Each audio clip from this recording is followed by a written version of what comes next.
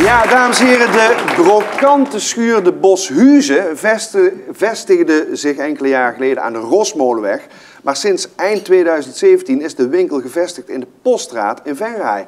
En namens de brokante schuur zitten hier Anita Willems en Sil Sieker. Welkom. Dank u wel.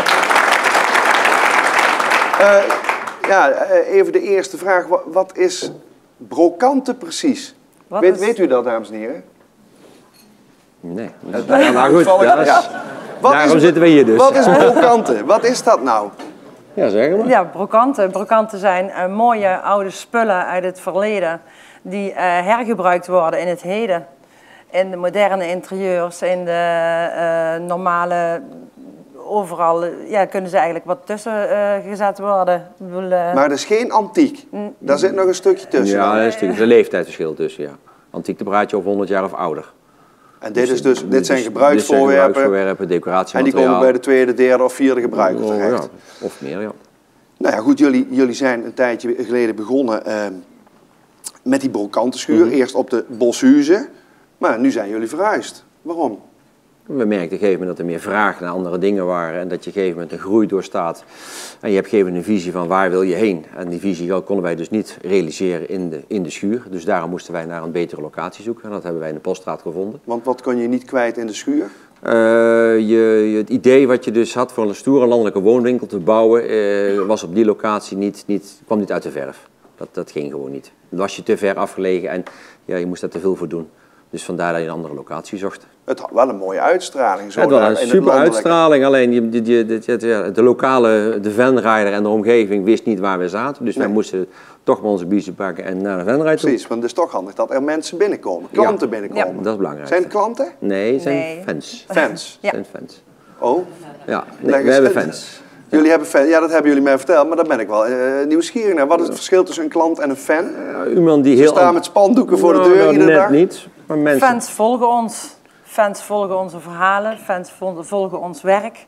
En dat merk je door de likes en de vind ik leuks en op de Facebook, Instagram. En je merkt met mensen verhalen die we erop zetten gewoon spannend vinden. Ja. En daarom noemen wij het fans. En wat maakt dan dat jullie überhaupt die verhalen posten? Zijn jullie anders dan alle andere ondernemers? Vertel daar eens wat meer over. Hoe komen jullie bijvoorbeeld aan je producten? Nou, wij reizen zo een 80.000 kilometer op jaarbasis rijden wij om spullen bij elkaar te zoeken. Van Polen, Tsjechië, Duitsland, Engeland, Frankrijk. Dus daar halen wij onze spullen vandaan. We brengen ook veel spullen weg. En we zoeken dus gekke artikelen, mooie artikelen met een verhaal. Maar hoe weet je dan waar je moet zijn? Weet je niet, dat is gewoon de gok. Dus je pakt de auto op de Bonnefoy? Ja, en dan hoop je ergens op een gegeven moment iets te vinden.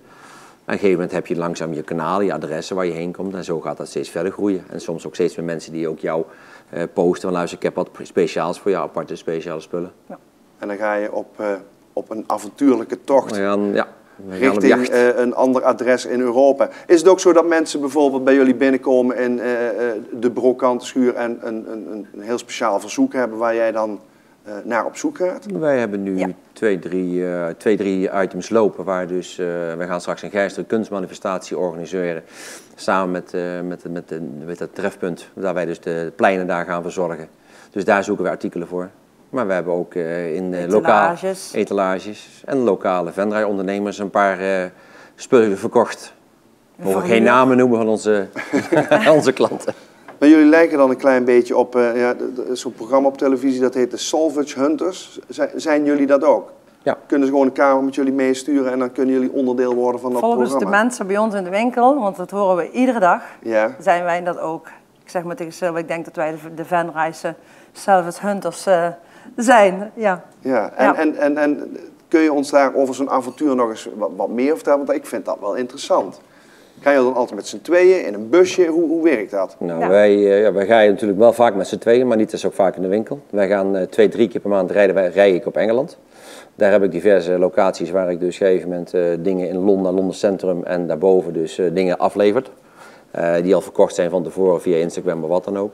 Maar daar kom je ook weer op een gegeven moment via een keer een locatie terecht binnen waar je dus denkt van ik ben nog nooit eerder geweest. En dan kom je weer iets aparts tegen, zoals een jaar of 4 geleden kwam ik dus eigenlijk onze peelhaas tegen. Ja, ja. Ik ben geen Venray, dus ik nam dat leen voor Anita leuk mee. Maar dit was eigenlijk geen pielhaas, dit was een Engelse haas. Dat is een Engelse haas. Ja. Maar die hebben wij gedoopt als de pielhaas, omdat wij geven niet zeggen dat is de pielhaas. Dus vandaar dat wij dus nu onze maquette symbool als de pielhaas hebben. Ja, want dit item, dat vertelden jullie, dit loopt ontzettend goed, hè? Ja, dat is, Dus zijn jullie vorig jaar bij toeval dus mee begonnen? al 3 jaar geleden, mee begonnen. Ja, Ja. vorig jaar hebben we daar een leuke actie mee gedaan om in de schuur de tamtam te maken. Ja, ik weet er alles van. Toch wel? Oh, je was erbij. Oké. Nou, en dit jaar hebben we het nou een etalage maken. We hebben daar gegeven nu dus de optocht van de pielkaas en de markante schuur van gemaakt.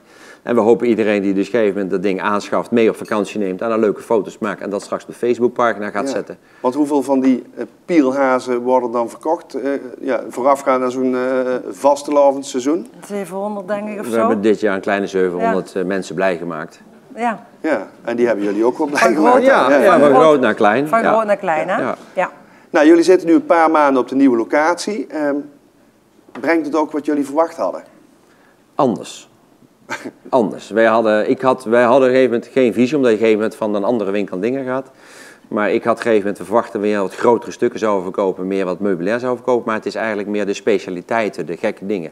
Mensen komen wel binnen die dus echt verbazingwekkend zijn. En die hebben iets van, dat moet nog vallen bij de mensen. Ja. En dat is dus een lange termijn insteek. Maar het is wel heel positief reageren mensen binnen. Want jullie hebben veel mensen binnen. Ja. Maar ze zijn nog een beetje aan het zoeken. Ze weten nog niet zo goed wat ze kunnen verwachten. Ja, er moeten geholpen worden. En vaak ook heel veel artikelen die wij gewoon met mensen meegeven. En men weet ook niet wat men bij ons kan kopen. Dus dat is natuurlijk... wij zijn behoorlijke vreemde eenden in de bijt, hier in Venray. En dat merken wij ook. Maar als ze eenmaal binnen zijn geweest... Ik vind gewoon dat we vanaf september erg veel klanten hebben die dagelijks binnenkomen. Ja. Om de spanning te hebben van wat hebben ze nu weer nieuw. En daarom ook die mensen die ons volgen op het Facebook, daar gaat steeds die nieuwe handel op. Ja. En dan, wie er het eerste bij is, die Maar ze heeft... komen hopelijk niet alleen binnen om te kijken. Ze kopen toch af en Ze toe kopen wel. ook. Ja, ze kopen natuurlijk ook. Ja. Ja, en bruikleen en huren. Ja. En voor fotoshoots en dat soort dingen. Dus dat doen we ook veel dingen mee. Maar ook veel gewoon hele simpele tips of hele ideeën hoe je bepaalde dingen kan plaatsen, gebruiken of neerhangen. Ja. En dat is ook wel grappig. Ja, en nou begreep ik dat jullie naast het verkopen, maar ik hoor ook dus dat je dingen verhuurt, dat je nog meer doet om aan inkomsten te komen. Want jullie hebben nog een best wel leuk idee, denk ik, toch? Ja. Ja, dat mag je zelf vertellen. Wij zijn al een tijd bezig, omdat je dus op een gegeven moment op heel veel televisieprogramma's zoals Schatgraven en Tussen Kunst en Kiet ziet, dat wij op een gegeven moment met de koopzondagen toch een steek gaan doen, dat wij taxaties proberen te organiseren dan bij ons in de winkel. Om mensen toch meer bewust te maken van wat hebben ze thuis staan en wat kunnen ze er nog mee en wat is in principe nog een beetje de economische waarde daarvan. Ja. Of een artikel hebben van verrek, wat is het en waarvoor is het gebruikt. Ja.